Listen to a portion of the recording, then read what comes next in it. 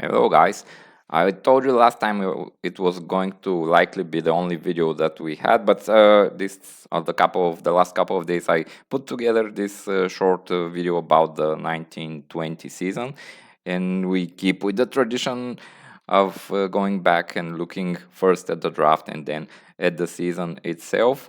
So we are going to take a look, and hopefully it's not too long or too boring of a video. And we're gonna start with yes, we the obvious thing we have to get out of the way, what happened during the 1920 season. And I'm sure you all remember, but let me give you a quick refresher. You all know that we were hit with Godzilla attacks in the beginning of 2020. It started in China and then spreads throughout the other parts of the world. And we had to assemble the Earth's finest, and they came up with a plan to capture Godzilla and send it off to Mars. So, well, with that happening, we kind of killed two birds with one stone. But the unfortunate part is that while all that was happening, the Earth or the world stood still and everything stopped, so including hockey. But we still managed to complete the regular season before everything stopped. So this is how the regular season ended in 1920. And the Kansas City Scouts were the leading team, and they had quite like comfortable margin winning the league. So naturally, when all the whole Godzilla thing happened, Andrew was like, "Really?" So he probably wasn't very happy with all that unfolded. And you see the other teams, like the top four teams were the top division winners, so pretty good season, and strong season for the Steelers and the Wanderers as well during that year. But like we said, this is like about the last thing that we managed to do in this season. But we will take a quick look at the playoffs afterwards. But the first we go to, or not first, but next we go to the meat and potatoes of these season revisit videos, the big trades that happened during the season. And we start from number 5, or what I've ranked as number 5 biggest trades of the season. And here, this is the first year when Vince took over the Ramparts team, and he wheeled and dealed a lot. And you remember for this trade, he was obviously very high on Cody Glass, because this is the main return for the Ramparts. And on the other side, Kevin got a couple of first round selections along with Darcy Kemper, who was like an immediate help for his team, and Sami Vatanen, who was also a pretty good player in his best years. And you see the picks here, and in brackets are which are the players that were actually selected with those picks. But next to the players are the logos of the teams that actually made those picks when the respective draft came. So you see that Kevin traded away all 4 draft picks that he acquired in this trade, and one of them came back to the Ramparts, and they selected YSL with it. And interestingly enough, the 2021 fourths were both used by Brad on, unsurprisingly maybe, Russian goalies. So that's number 5. And you see a theme that the Ramparts are present in most of these top 5 trades. Next one is the number 4 between Vince and Jay.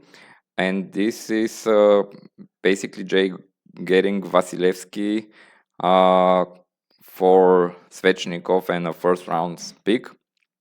And you see that this first round selection was also not kept by the Ramparts. It eventually ended with the Blazers, and we actually will see in the coming couple of trades the one that saw those picks move to the Blazers. But here, I think pretty decent trade for both teams, based on where they were at the time during that season. This trade is actually in June, so it's ahead of the season, not like a trade deadline deal or something. And Vasilevsky, I think, was an expiring contract, or maybe he had 2 years, I don't recall. This is the number 4. The number 3 is another trade with the Ramparts, and this time is the one that sent Matthew Tkachuk to the Linköping and now the Red Bull team, so Brad's team. And this is quite a haul for Tkachuk, and that's why I've put as a note here that Tkachuk was at the time on the last year of his EOC.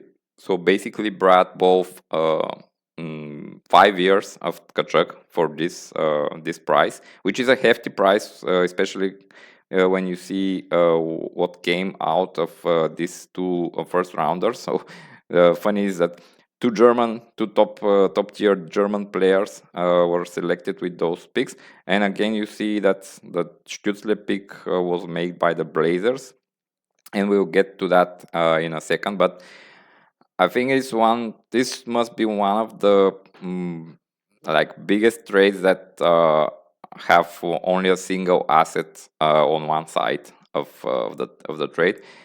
But I would say that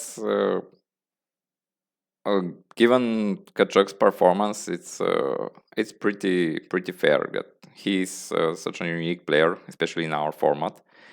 Going to number 2, we go to the trade I already mentioned a couple of times, the one that sent those two first rounders to the Blazers, and it's basically Bo and Byram what goes the other way. So the Quebec was acquiring young players, but also dealing away or acquiring a lot of picks. So all kinds of trades were going on, and this trade, I think, is pretty good, or even amazing for Greg, given that Cam York, while not a star, is still decent, and you get Stützle. Jacob Perreault hasn't panned out, or at least not so far. But to get six draft picks in one trade is quite a feat. Although you see that most of those were not or haven't developed into NHL players. But only if you only take Stützle out of this trade, it's still a very good result for the Blazers.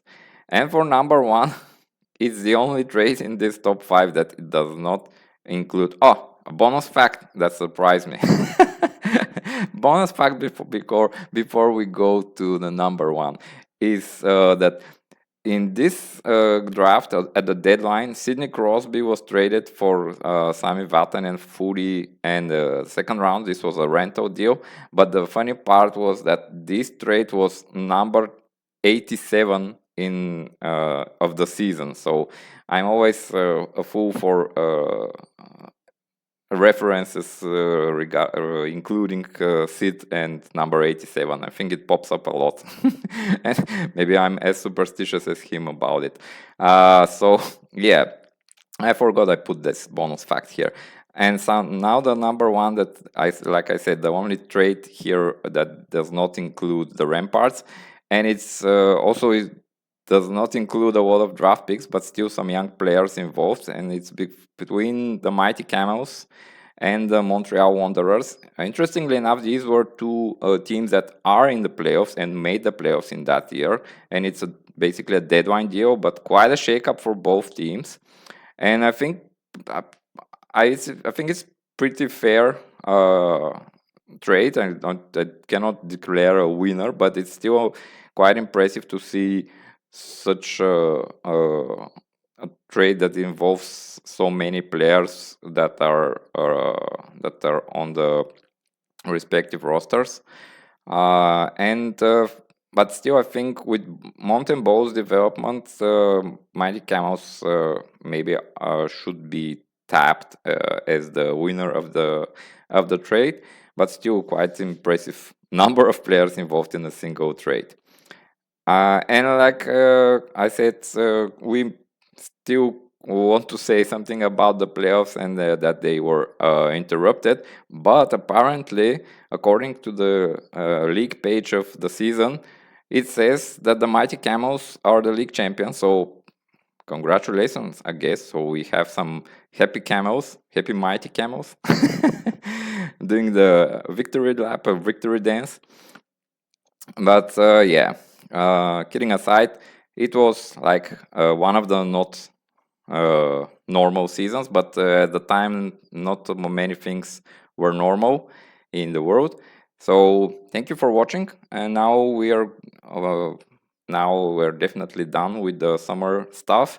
And over the next few days, I'll be posting stuff about the auction and how we're gonna proceed, when we're gonna start, and all those details about the meaty stuff of the off season. So looking forward to that, and see you.